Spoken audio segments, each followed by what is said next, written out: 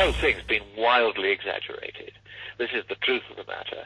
And, I was in Colombia recently giving a couple of talks to the Procuraduría, which is the department that tries to stop corruption in other departments.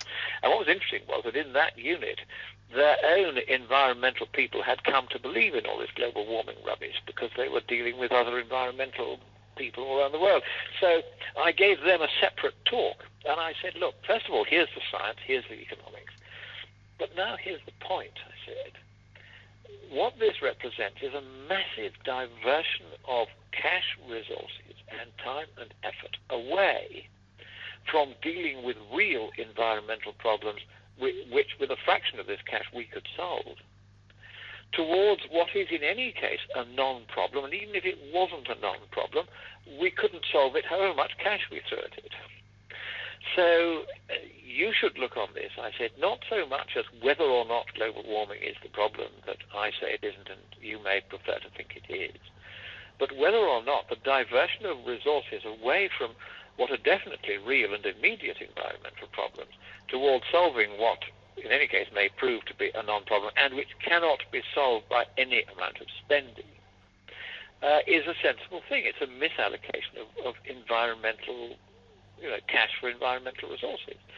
And they got that point. It was very, very interesting. That was when the tone of the meeting changed. They'd been quite bristling and hostile while I showed them the science was pants and the economics still more so. When I pointed out that they would be able to do much more to put the environment right and protect it if they didn't if they stopped squandering all this money on global warming, they became actually quite enthusiastic to change the policy, and it has now been changed in Colombia.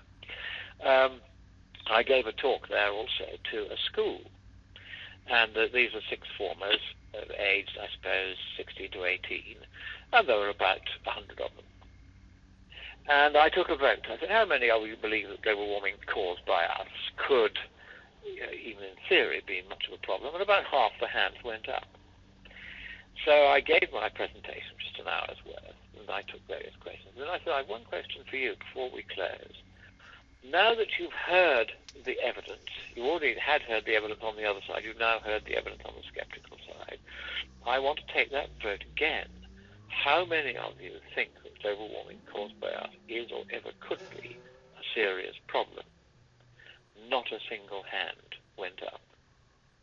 And that is quite a good demonstration of what happens if people are allowed to hear the other side of the case. And so the game the left have been playing is to make absolutely sure, through their stranglehold over the media, that the public don't ever really get to hear the other side of the case. Because otherwise the public would all take the view that the skeptics take. This is basically not a problem, and even if it were, it's going to come into effect over such a long time scale that we all have masses and masses of time to adapt, and it's actually cheaper to do that than to try and stop it. What this whole global warming thing shows up is how very far we have come from the original ideas, say, of the founding fathers of the United States, that there should be a free press, for instance, because now on this issue the press is not free. It's only reflecting a very narrow aspect of one side of this debate.